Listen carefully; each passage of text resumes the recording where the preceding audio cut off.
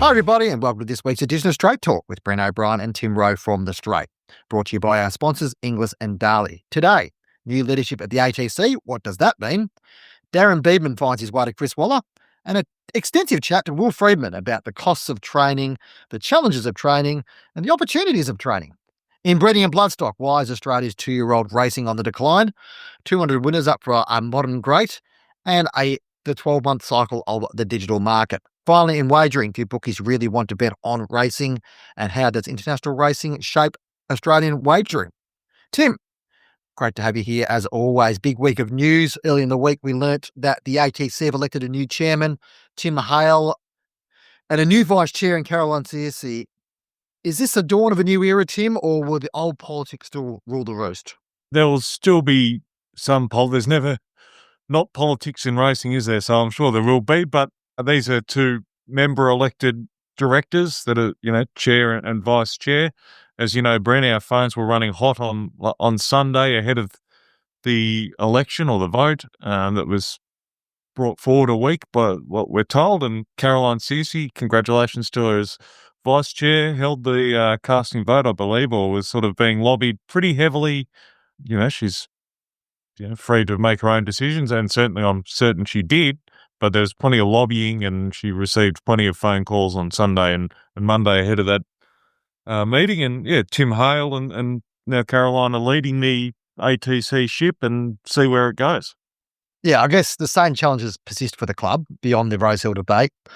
Questions about the future business model, the decline in wagering revenue through the tab distribution, there's talks of executive change, the club. How do they execute the Rosehill development now? Some parts of Rosehill will probably still be sold off or redeveloped, which has been a plan for the club since 2016. What happens to Warwick Farm? It's been unloved. There's going to be it's been so many iterations ago. It was $800 million spent on Warwick. Tim, that's clearly not going to happen now. What goes on with Randwick? How to develop that? There's discussions about Canterbury, the excess land there. Can it be redeveloped? There's so many things that this ATC board needs to needs to discuss and develop plans around. There is a feeling, I guess, Tim, that this is just the start of a new journey. The Rosehill situation, the 18 months of distraction and arguments and political inquiry hasn't resolved the fact that the ATC needs to solve a problem, which is that its bottom line needs to continue to improve if it's going to sustain itself and continue to build facilities to host racing in Sydney. Yeah, and then, as you say, Camellia development, what happens with Canterbury? Speaking to some of the ATC directors, I think they want to, at the end of the day, they're a racing club. Yes, they need to balance the books and how they manage that. But at the end of the day, they're a racing club. They want to hold good racing. That's the carnival's coming up. There is a lot to look forward to, and I think there'll be a focus on that as well to, come along to the races, bet on the races, have a good time. Confirmation this week, Tim, that Darren Beadman heads to Chris Waller's stable. It's good to see one of the most highly regarded professionals and one of the most respected professionals, arguably, one of the best jockeys the last 50 years in Australia, get an opportunity to further his skills at another major stable. Yeah, a positive result for Beadman, but I think a positive for Waller as well, because Chris has tended to bring a lot of young guys through that stable. To have someone of such experience to come in and lend that experience and lend that understanding can only be a benefit to what is already one of Australia's most dominant stables. For sure, we've seen with, Zach Lloyd was apprenticed under James Cummings and Godolphin, and I think Darren had a big influence there and helped his career. And so, internally, I'm sure he's going to have an influence, and externally, which I'm sure came into Chris's thinking of employing Darren, is there's still an aura around him. People want to speak to him. He's very good in front of the camera at the races. So he's going to attract owners as well, I'm sure, to go, well, you know what, I want to be able to speak to Darren at the races and, reminisce about the great old times of Lonhro and Saintly and all these different great horses that he rode. And, he's just a very personable, great guy, and fantastic that he gets to continue his career in racing and it's not lost to the industry. Yeah, another significant part of that story is that Chris Waller will take over the Carbine Lodge stables at Flemington. Obviously, an end of an era there with the Cummings family involvement and what goes on with that.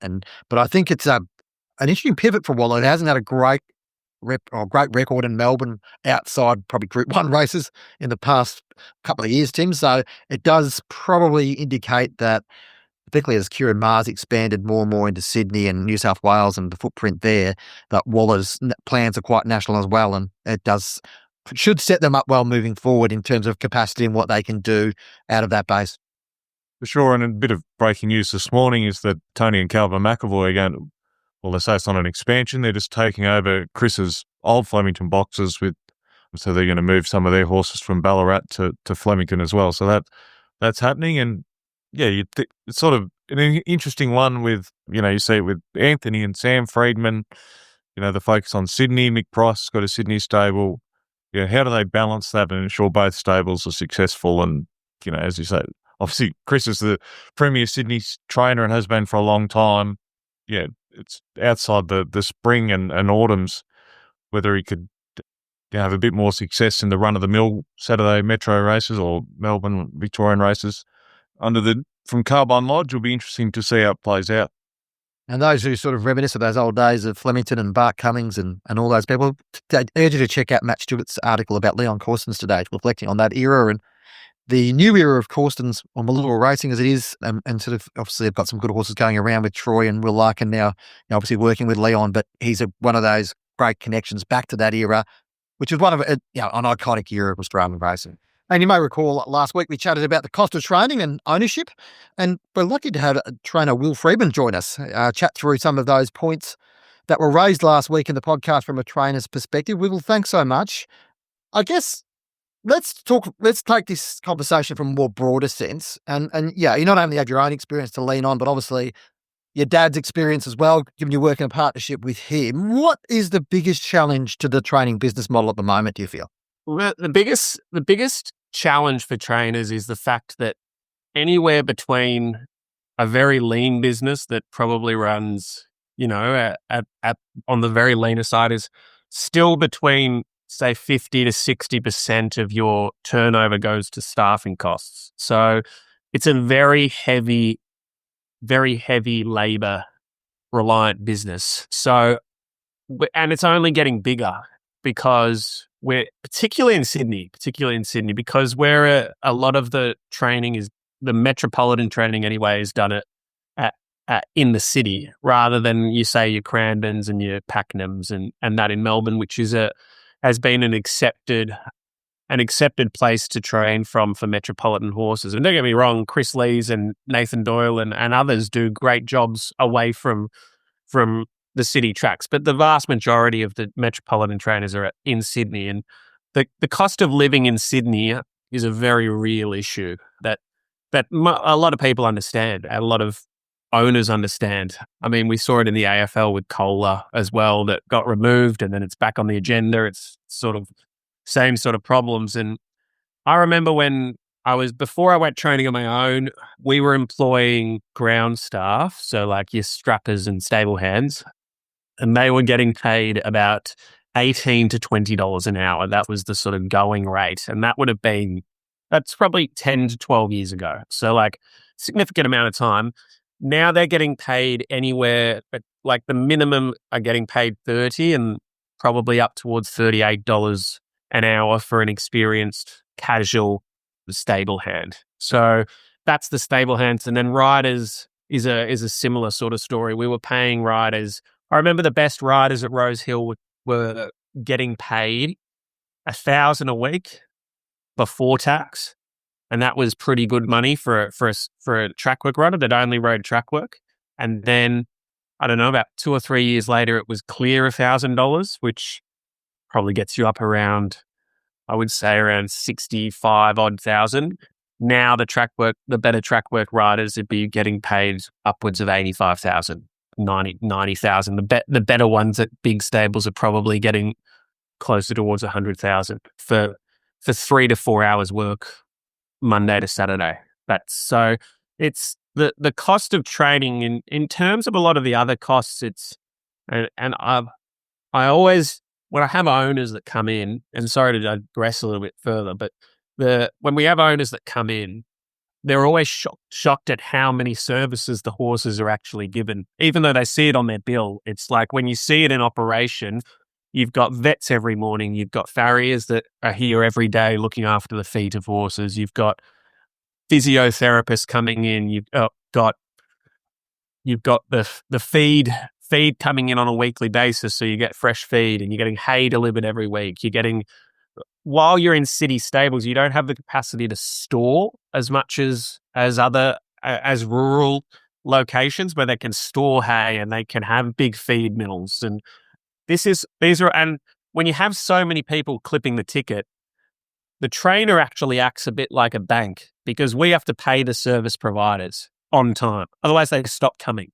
So while an owner probably is supposed to have 30 days, but we're not under any illusion that every owner pays on time, they essentially get a credit run because there are other people in the hordes that are paying their bills. So if a 5% shareholder hasn't paid for 90 days, but the other 95% have, and they don't know each other, it's very difficult to then be like, actually, we're not going to run your horse because there's a 5% shareholder of which we put in the horse because we syndicated it, and saying we're not going to run it until you've paid. So but by and large, the main driver of a training business is staff, and that's the main that's taking a lot of our turnover. Will are owners cognizant of that fact? Personally, I don't think owners. I think they are aware of the costs that go in, or most of them. That certainly the ones I deal with. That I don't think trainers are, making a fortune out of training fees. It probably is the add-ons that some don't understand, or the vets, and that, as you say, you're taking the risk of having to pay service providers, and it's not just the daily fee that we've reported last week on the data. It's all the add-ons and the transport from going to, barrier trials and things like that. Is there a way of subsidising that? Track fees and things like that. Is that where we try and cut it down? Yeah, it's something I've spoken to my father about at length recently. Is that I think the main step forward for the racing industry is having changes that affect everybody rather than affecting factions of the industry. So how that looks, I have my own views where I would probably prefer there to be training centres where the industry can subsidize parts of whether in Dubai. I've been lucky to travel a bit. In Dubai, they have club vets, that run at more or less cost for the owners, but they're employed by the club. So, and that happens in the United States as well with their club vets that give a lot of the treatments on race day. So again, different models where all the horses are in the one location. So it's a lot easier to manage. And then track fees, stable rent. I'd love to see a PRA have their own sawdust mill. Like we're all using sawdust and commercial sawdust, and we're not the biggest users of that sawdust. They have other uses for it. In fact, one of my clients is one of the big providers of sawdust, and he produces kitchen boards for a living. So we're so dependent upon market forces when I think we possibly could have a system where we provide, it's a bit more vertically integrated, where we supply everything for the industry at a lower cost, because there's no doubt Australia is not like America. Australia is not like Europe. The wealth in Australia is not as great as those countries where training fees can keep going up. It's already at a tipping point. We see it in the desire to be a racehorse owner at the moment. So you're in principle, the article that you're discussing about the rising costs is very relevant, but it's what parts you can change, and certainly the training model to change is difficult because we have to pay the soldiers on the ground enough money to survive, and they're barely getting paid enough to survive as is. Like if you ask a person in Sydney how far $60,000 gets you on a annual wage, most will say that there's no change in 60,000 for your costs in a week, and I'd attest to that. It's gone to the day where you can start a family and buy a house if you're a stable hand. Those days are gone. So it's a really tricky situation. I'd say in principle most trainers, and I'm not saying all, most trainers subsidize owners' training. I would say most trainers, if there was no prize money, would be trading insolvently. I would think, and I think a lot of if not, certainly there's a good faction of them that rely on the prize money to be able to survive.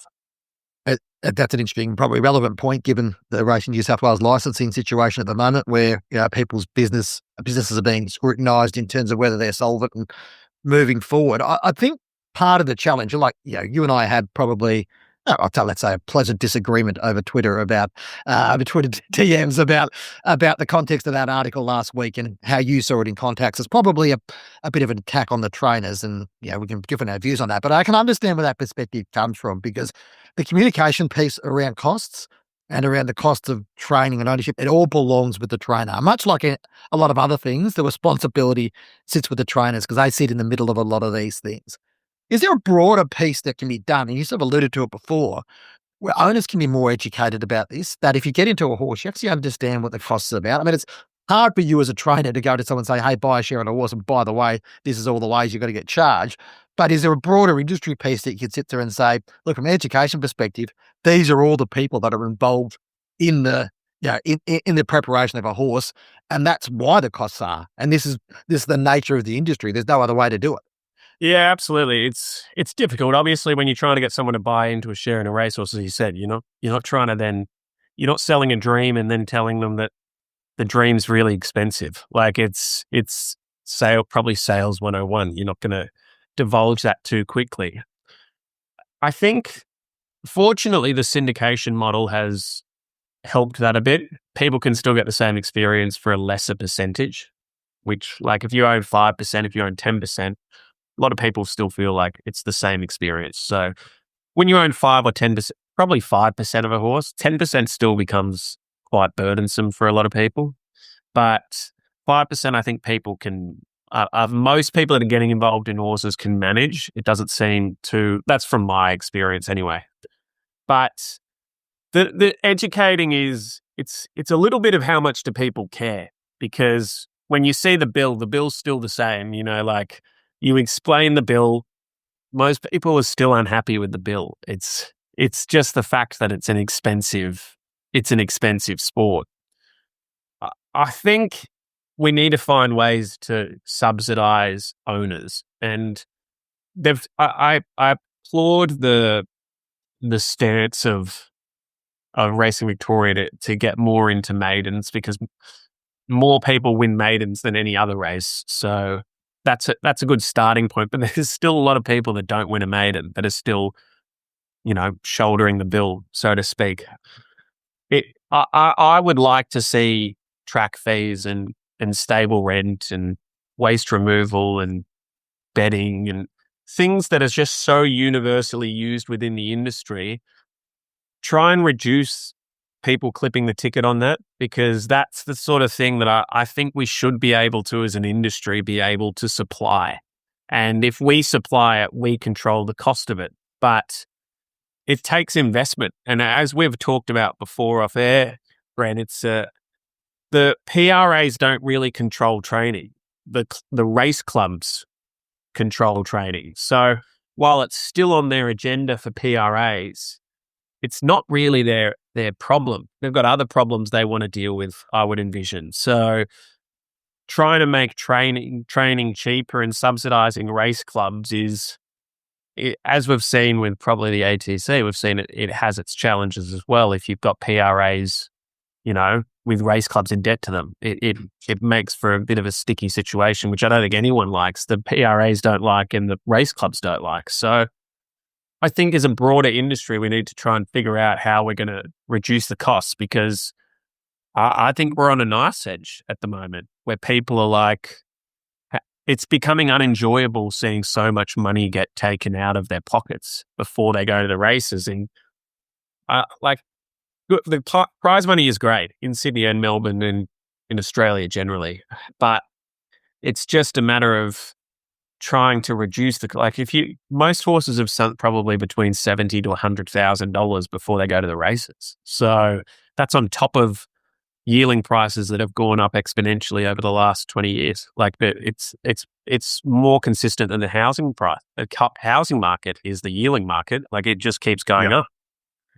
there's an argument there that prize money might have played its role in inflating that as well, too, Will, and whether that directing, no trainer's ever going to call for a cut in prize money, but whether directing future prize money towards actually sustaining costs or working towards costs might be a better measure rather than continuing to sit there and say, let's put money at the top end and let it flow through. But I mean, I guess that's an interventionist thing.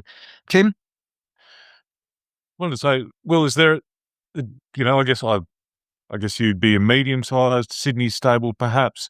Is there the advantages of scales we keep talking about? Only yesterday, Will Clarkin and Nicky O'Shea in Adelaide announced they're splitting mainly because they just can't get the boxes to have that scale to make it pay, to have, I guess, two, trainers, so to speak. How do you manage that scale? Are you looking to grow or, to defray some of these costs, I guess? It's a bit of a contentious one. I was listening to some commentary through the week about what we call the super stables. And I think I don't need to articulate who they are. Most people that know about them know who they are. But it's very hard to grow it's very hard to grow, firstly, because there's a finite amount of boxes, particularly in Sydney. They're very competitive. We saw Lilani Lodge, which needs quite a bit of work, I'm told. So that's part of the agenda of taking those boxes. But it's just super competitive for more space. And then the next part is if you can't get to that scale, it's like being in the Premier League and one team has 120 players and the other team has 18. It's like the reality is that it's my fear for racing at the moment, and I'm still very positive about racing as a sport, but I do worry about the sporting element of it. Like how much of a sport is racing a horse now and how much of it is just business? And if we move too far away from having a sport, we rely solely on gambling because there's no enjoyment from a sporting perspective. And I think we've all seen that if we rely solely on gambling, that we're going to be vulnerable to changes in gambling behavior. That's sort of, but in terms of our scale, we're fortunate that Richard lives on a farm at Broke and we can grow there in time. But certainly boxes in Sydney, unless it seems at the moment, the way that it's occurring is unless you're one of the big mega powers, it's very hard to grow. They seem to get first preference because they give the most amount of metropolitan city runners, which is, I believe, the criteria for selecting who gets the boxes at the ATC. I mean, the system does rely on trainers taking a lot of risk, Will, by its nature, and probably, to its fault to a certain extent. It's obviously that there's a risk of taking on a horse to start with and having to obviously either syndicate or whatever else. There's also the risk of taking on owners where you don't know they're going to pay, and you don't know, where they're coming from in terms of their ability to pay. I mean, is that way of doing business where the trainers who sit in the middle of this take significant amount of risk and leave that on, is that sustainable, especially probably towards the middle to lower end? The bigger ones are more like corporations, so they can spread that risk across different aspects. But if you've got, if you've got a few big owners at a medium-sized stable and you've got, one or two owners that are independently wealthy, they're happy to roll into that and they run into financial trouble or whatever else, you carry a lot of the can for that, don't you? Yeah, I think the biggest worry for a trainer is we need a certain amount of horses a year, to I wouldn't say to fill the boxes. Most trainers in the city don't have a huge concern about filling boxes. That's probably a misconception with owners, is that they're just keeping my horse in to fill the box. Most trainers don't want horses that can't win races occupying boxes. You're paying staff to look after horses that can't make you as a business any money. But in terms of the risk we're taking, the biggest risk would be we buy a yearling that we spec. So fortunately, we get most trainers, period, have good relationships with Inglis and Magic Millions, the two main sales companies, and we get given a period of credit, whether that be 3 months, It's normally 3 months or less if you're not proven, had history in the industry, or more. I'd say with some that have a long history in the industry. But we would take the horse home, and while it's insured for death, which is the normal insurance, if it goes into the paddock and it tears its tendon or something like that, it's not to be euthanized, then you can't sell that. So unless you've sold it, it's a huge financial penalty for the risk you're taking on a horse that may or may not generate you money. Like the most fascinating thing is telling businessmen how our business operates. They just go, "You're mad." Like it's you're taking risk on horses that may or may not make you money. And I'm like, yeah, but if you get a good one, it's like that's where you're making your big payday. And I think for most metropolitan stables, that's what they're doing.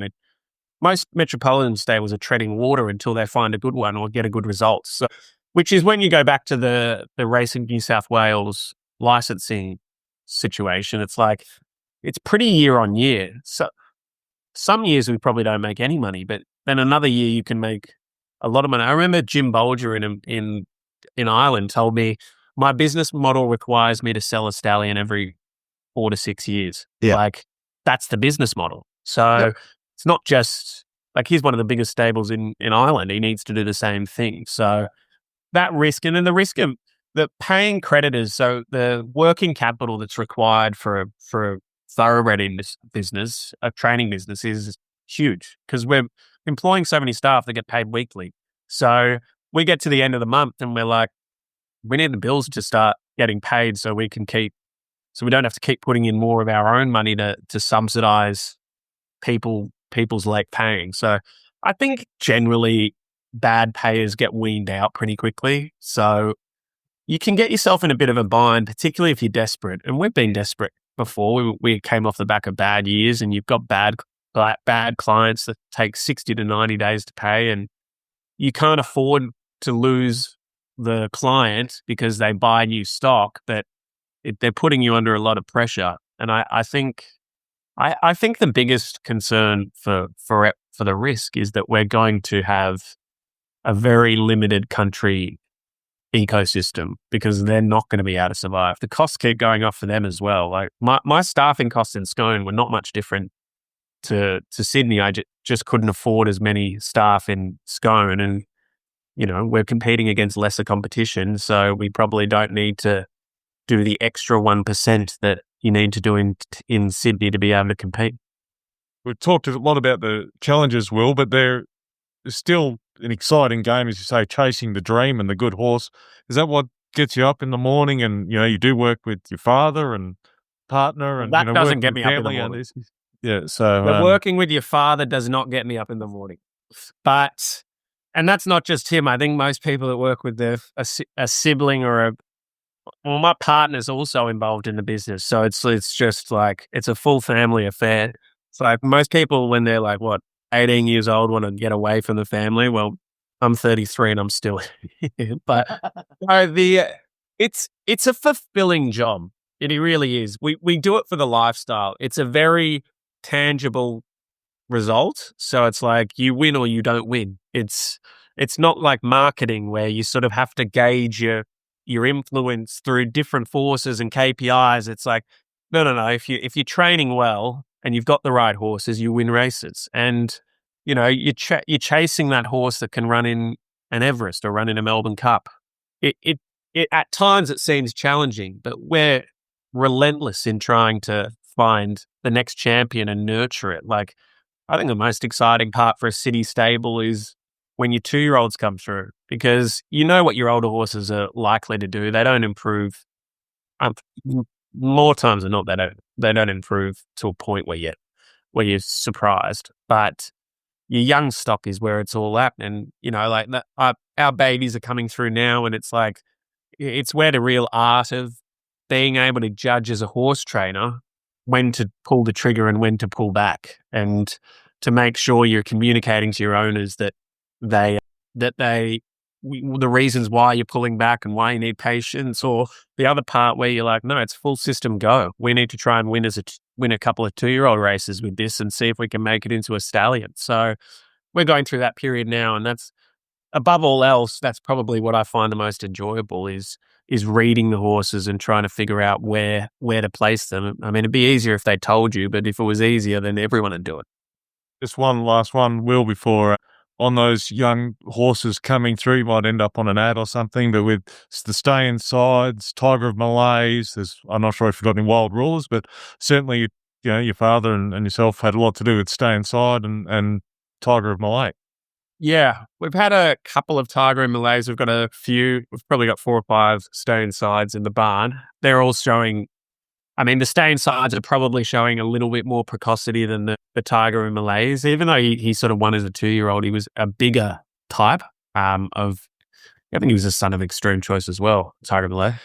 But the Stay Insides, they look sharp. I'd be surprised if you don't see a handful of them pop up early, really early. But like, it's funny, they always keep trying to second guess the older stallions, and you still find when they come in the barn, those older stallions, they still find quality. They've got quality mares, but I'd probably say from what we've seen so far, the Stay Insides and the Home Affairs. They were probably the 2 standout stallions so far that we've seen. And while we've only got a moderate sample size, they're probably the 2 standouts. Well, we could probably talk for a very long time about many different things, but really appreciate your time. It's always good to catch up and give that perspective, and all the best for the spring coming up. Thank you, guys. Appreciate it. The following segment is sponsored by Inglis.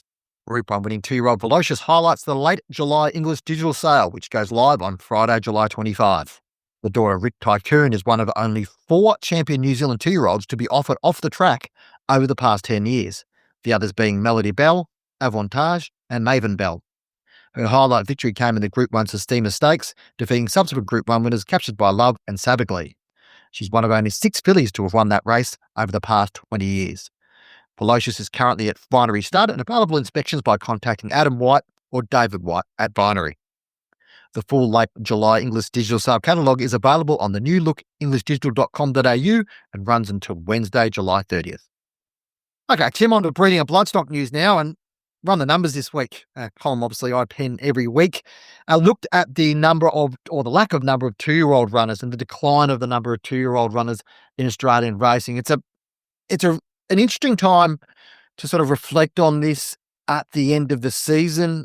Australia's always been well renowned for its 2-year-old racing, but percentage-wise, in terms of the number of 2-year-olds and also the number of 2-year-old feature races that we run and all those types of things, we're actually behind most of the other major jurisdictions in Australia. The key numbers, I think, is that since 2019-20, when the number of 2-year-olds competing in Australian races 2,840, we estimate to be around 2,150 this season. The season's not finished yet, obviously. That's a significant drop, Tim. The article sort of alludes to a few factors, but in your mind, what sort of stands out as the key factor behind the lack of 2-year-old participation? Well, obviously the foal crops drops. Only a certain percentage of those horses are going to be talented enough and strong enough and have the constitution to get to 2-year-old races. I don't think as I wrote it. But the overall number of horses hasn't dropped. Participation. So the participation of 2-year-olds has dropped from 10% 5 years ago of the overall racing population to 7.4%. That's a significant drop. And I think there is good prize money in 3-year-old races, older. If you've got a good horse, and as Will touched on, it's very expensive to have a horse in training. If you do have a good horse and you can look after them, you can win a lot of prize money as those older races. So you don't need to churn them up to, hope to. And if only one horse can win a Golden Slipper, yes, and if you win it, you win, and it's a colt, you win the jackpot. But you can't. Do you look? I guess the patience is there's a patience there, and maybe the proliferation of shuttle stallions that probably take a little bit more time, things like that. Yeah, all little factors, and I think it's just probably the trainers showing a bit more patience with their largely expensive horses. Yeah, and it is. I should say also, Bren, sorry that country trainers aren't buying as many yearlings, so they're buying tried horses, so therefore there's less need for 2-year-old races in the country, and from my region, I can only think of a handful of 2-year-old races outside Canberra, for instance, that have been run this season, and the season's nearly over.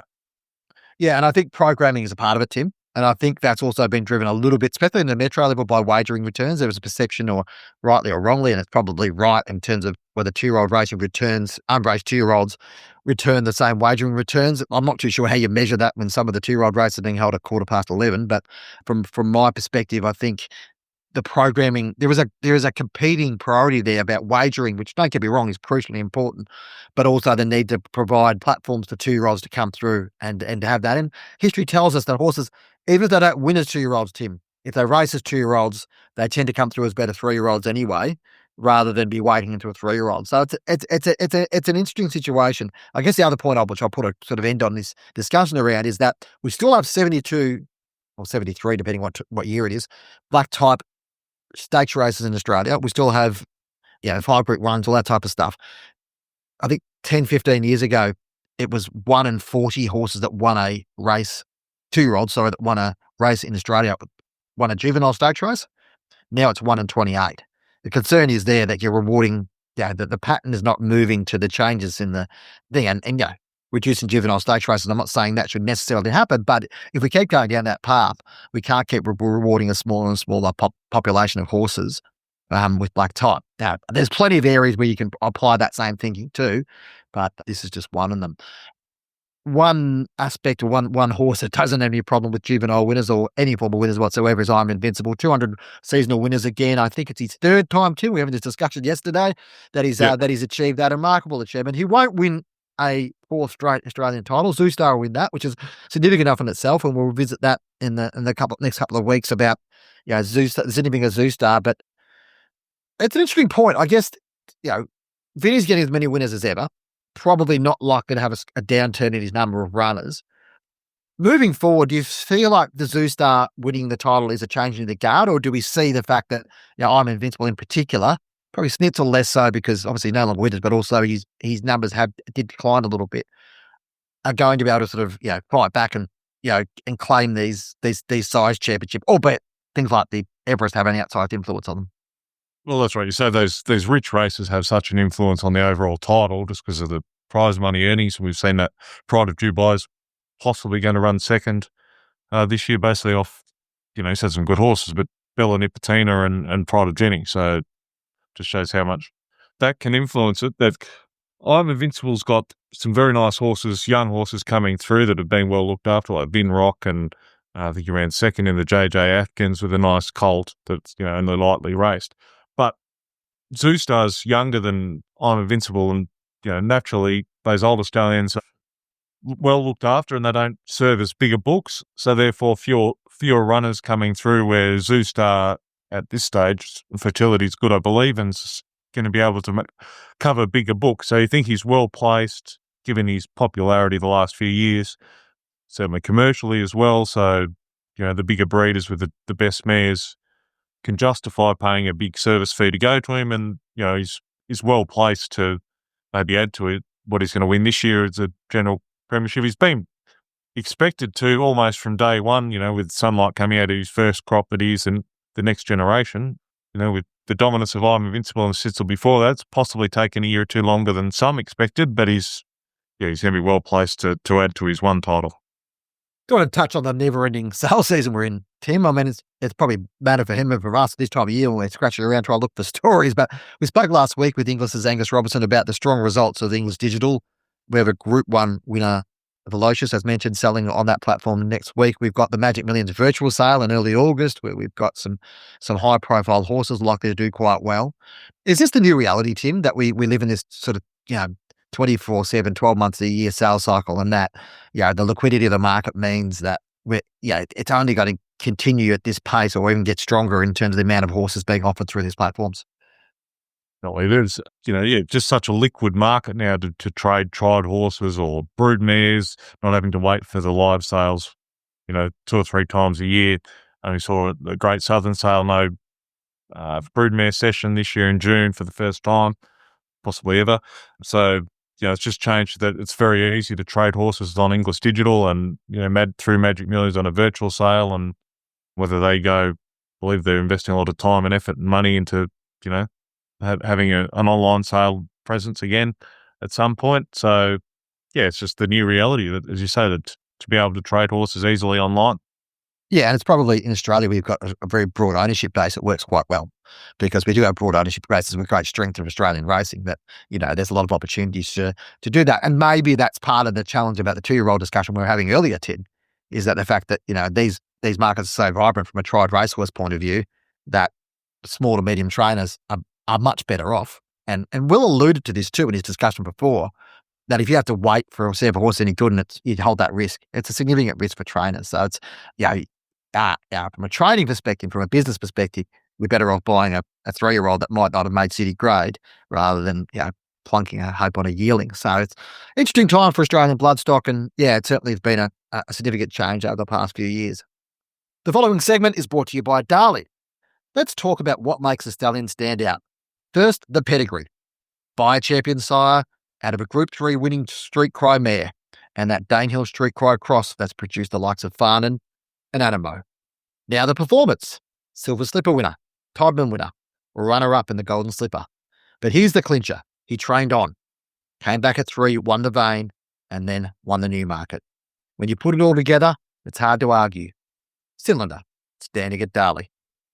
Finally, Tim, this week in wagering, I don't want to sort of become the bulletin board for PointsBet and BetR, but it's been obviously a long-running saga and I don't want to bore people with the details. But what was interesting about the correspondence that came out with PointsBet yesterday was a comment that BetR's high reliance on racing customers was seen as a net negative by the PointsBet board in its possible acquisition. Now, the details of which you can sort of get yourself out with. But on a more general point, Tim, what this probably points to is the challenge racing has got when sport is seen as a much more profitable and desirable medium to bet in from the bookmakers' perspective, to offer markets in, than racing.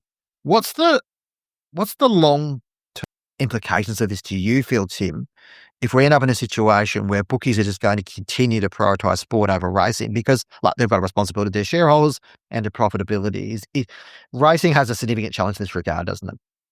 It does, and we've seen with the pullback of the generosities, the free bets, and money back second and third. That's been reined in with whatever the federal government, if and when they ever act on the you win some, lose more report. There's the lack of incentive for bookies to provide those generosities. They don't compete on price anymore because of the taxation, and there's again, I can't blame them. There's no incentive to compete on odds and price, and use opinion in shaping their odds to racing punters. So it's just that I don't want to use it again from 2 segments in a row, but it is the new reality of just the way it is. And PRAs, I guess, if they and the governments decide that they lessen the taxes, maybe there's more incentive for bookies to point their punters in a different direction on to racing. And just interesting to see how it plays out. I wonder what that looks like for the next generation. Both you and I have got sons who are in their early teens or in their teens who are probably the next generation of people, given that their genetic predilection for a bet, are likely to go on and do that, and whether sport becomes such a significant part more. I was actually having a discussion yesterday with my own son about the desirabilities of various forms of betting and all that sort of stuff, and why sport has become such a key part of it, because it's a very simple medium to understand. And when you or I were growing up, Tim, to be perfectly honest, and I don't want to necessarily put you a little bit younger than me, but you couldn't really bet on sport. You go to a tab and put on a sports bet or whatever else, but it wasn't the same way. It wasn't all, part of the process. And I think racing has got a challenge on its hand to market to those next generation to say, why is racing a medium I would bet on? To be perfectly honest, it's complex, it's difficult. There's things I don't understand about it. I sit down and watch a footy game and understand player A, player B. And and I know, Tim, the last probably 15, 20 years, started off with things like, the fantasy leagues and dream teams and stuff. These kids these days, we knew a lot about footballers growing up, but my God, they know every single footballer, every single kick, every single stat. Whether it's desirable for them to then be referring that in the gambling context, I can see concerns around that. But I think from a broader context, racing, you and I probably grew up talking about form. They're not talking about form. why would you need to know about form when we can do both things at once? Effectively, what's the sport that you like to watch and have a bet on it as well? I'm not encouraging kids to do that as young teenagers, but as things get older, it's just part of the culture in my mind. Speaking of corporate bookies, Tim, and I believe you have some insight to some of the turnover they're generating in Australia, from Australian punters on international racing. Yeah, obviously Malaysia, which I like to follow, and it's been in the news for arguably the wrong reasons, with a jockey inquiry who Lai D'Souza, who was suspended for 18 months and in reality is really 30 months at least before he's allowed to reapply for his licence. But the Selangor Turf Club in Kuala Lumpur did have it was a $1 million ringgit race for 4-year-olds called the Selangor Mile. It's their biggest race. Well, it's the first time they've run it, but the richest race they've held since COVID. Really did suffer. Racing was shut down there, and a lot of jurisdictions.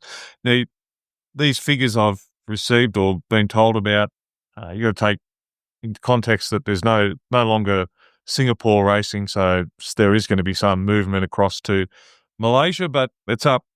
The same corresponding period after Sunday's meeting, it's up 43% year on year. They had as I said, I've been watching it in some of the contacts, and they've had a lot of people there on Sunday, internationals. Jenny Chapman and David Price, that people would know were there. They had a runner. There's been some Aussie jockeys going up. Clint Johnson Porter rode up there on Sunday from WA. Blake McDougall's been going up and riding well. He unfortunately was suspended. Will Price rode a winner when he went up there a month or two ago. So it's a moving industry if they can keep progressing forward outside the negative headlines. And it just shows with Selangor Mile, with turnover, between Tab and Tab Touch WA, that set up 43%. That's roughly almost 15 million Aussie bet just on Selangor this year. So it's not a small amount of money. It's just through those two agencies. Just through those two agencies, Tim. So that's it doesn't count a lot of the other ones as well. Yeah, it doesn't count Sportsbet well. and yes. People might say you can't get on or whatever. Yes, it's challenging, and they bet 160%, but the markets are volatile. The markets are volatile, but you can, it's still not a small amount of money and being bet. So, and it's growing all the time, especially if they can get the Aussie jockeys up there in the bigger races and momentum. That Selangor Mile for 4-year-olds might be worth up to 2 million ringgit, which would be about sort of closer to 800,000 Aussie, I think. So, it's a significant race. If we can find Bren, we should find a horse just about to turn 4-year-old, send it up there. What is interesting, probably timing-wise, it worked well from this weekend because the end of Hong Kong racing probably plays into that a little bit because you've got those punters that are naturally sort of moving on through there. But, it is interesting, and it's probably broader throughout Asian racing as well as global racing. It is a global sport these days. And I guess the challenge for local PRAs is if money is going elsewhere as well, what does that mean for the funding of the local sport? So there's probably some questions there for the local PRAs about how they're going to retain some of that value and ensure that. And then to be perfectly honest, if the fees are less for that racing from a corporate bookmaker perspective, we go back to that conversation we just had before, whether that then leads to greater turnover driving through other means and local racing suffering for it. Thanks for joining us on Straight Talk, brought to you by our sponsors, Inglis and Darley. Don't forget to give us a rating wherever you're listening to us, be it on Apple, Podbean, YouTube, Spotify, whole range of platforms you can listen to us on. Be sure to subscribe. Send us an email, editor@thestraight.com.au. Again, we'll get a few questions together for a Q&A episode coming forward. Thanks for your time, and we'll talk to you again next week.